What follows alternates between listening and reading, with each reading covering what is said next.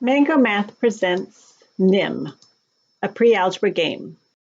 NIM is a pre-algebra game that falls under the math strand of, not a math strand, but under the math practices, mathematical practices, how we want kids to think about numbers and work with numbers. And we want students to reason abstractly, make sense of a problem and persevere, and look for expressed regularities in repeated reasoning.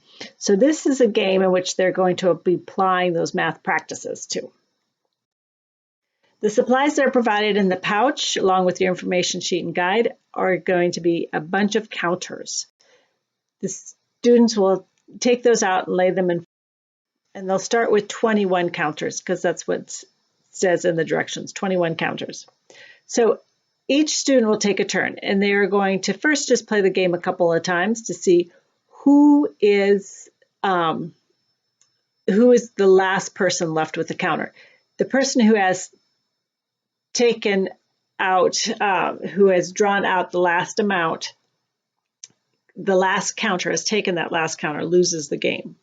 So they'll be playing against another teammate, and they'll start with taking up to 3, they can take out up to 3 counters, and that's called a NIM. The NIM is the number of how many up to counters they can take out. So within this game, a student can take out 1, 2, or 3 counters. So the first player goes and they select a counter and they have 1 counter. The other player on the right-hand side ends up selecting 3 counters. So he can select any amount up to 3 counters. And they're going to continue this through that 21 counters.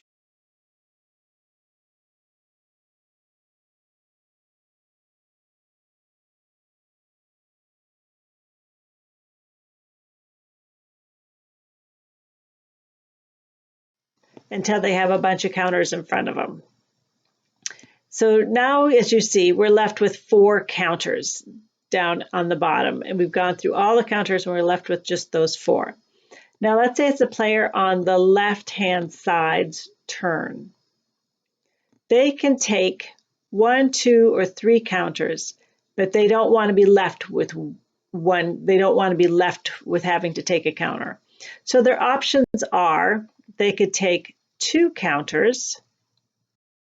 They could take 2 counters, and the other player can take out 1 counter, and then they'd be left with a counter. They could take out 1 counter, then the person on the right could take out 2 counters, and they're still left with a counter. So the only option really is some guided questions to promote critical thinking. Does it make a difference on who goes first? Why or why not? Does it matter if you take an even or odd amount of counters? Why or why not? Are the amount of counters you take determined by the amount of counters that your opponent takes? Why or why not?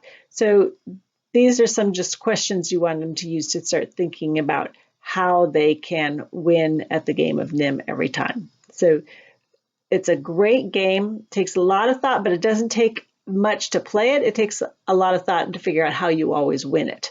So the game is pretty simple, just straightforward, selecting counters out, but the thought process and how I can win this game every time is what you want kids thinking about.